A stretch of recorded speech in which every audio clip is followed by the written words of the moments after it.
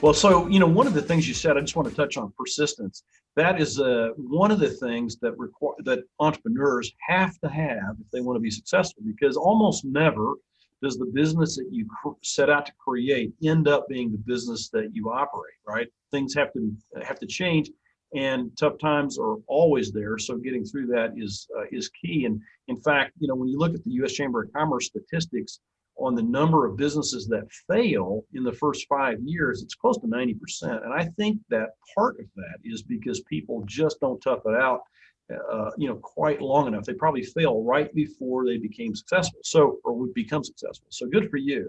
Thank you. One of the things I was impressed about in reading, the profile of your agency, so you have 4 or 5 team members, and you have offices or locations or headquartered or whatever in about 10 or 12 different cities. I don't know how that works, but clearly you've done something different and unique in the founding of your agency. So are you completely virtual? Do you have physical locations all over how does that all work for you?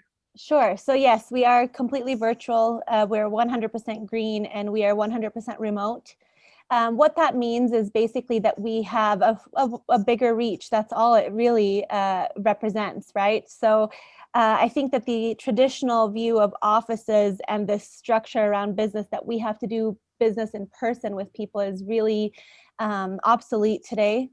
I think that still can work for the existing clientele that those people may have already, and the clientele that kind of expects that because that's what they're used to. But going forward for the future, I think that it's very important and crucial to business owners to be able to adapt to technology and being able to transact business virtually.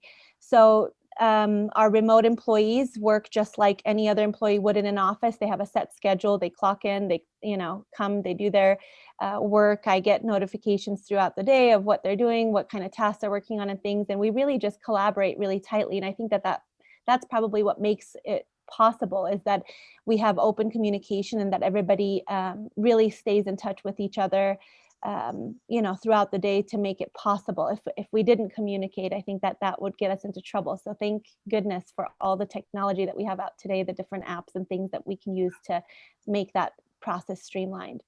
So your folks are in how many different cities? 3 different cities, actually. Okay, and in more than one state? Yes, in more than one state. And actually, I had a new team member that's joined us from Puerto Rico on Friday. So that's actually, so I should say 4 cities. Okay. Let's unpack that a little bit. So you mentioned teamwork, technology, and so forth. So what's how have you gone about finding these team members that are located, all over the place? What's your technique? You started with Craigslist yourself. Is that what you used? You do something different? I haven't used Craigslist in many, many years. I don't know if it has the best reputation anymore, given with some of the crazy things that go on online. But I just hire the same traditional way as you would hire, in the past. I use Indeed, I use LinkedIn, I use different resources that we kind of use for traditional hiring. And I just offer the job as a fully remote and virtual position. So nothing really changes as far as the hiring process. It's more so, does the team member, have an open mind to working in this type of setting since it's so new? So I've been using Zoom for 3 or 4 years at least, but it was really hard to find anybody to Zoom with, because everybody, what's Zoom and how do they do it and all that kind of stuff. But I'm assuming that you've been using Zoom or Skype or something like that for a number of years now. Yes, I have. I think I kind of mentioned it to you to your assistant when we were going through the profile of, going through the background of my agency and things. It's an interesting position to be in, to be a fully remote and tech-based agency. One of the things I think I should mention is that the same thing that's gotten me the success today is something that got me fired from a previous position that I held in a captive agency. So, having, even back then, this is in 2016, I was working for a captive agency for many, many years. And I started to see the need for technology to really merge into the insurance industry.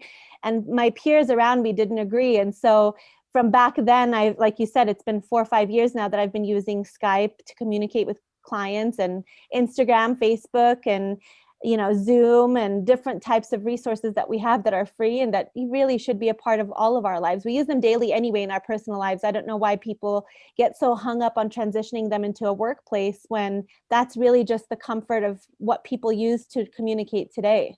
It shouldn't really hallmark of impact successful anything. entrepreneurs, you've been fired. Entrepreneurs are generally people who can't work for anybody else. So good for you. That's point number two.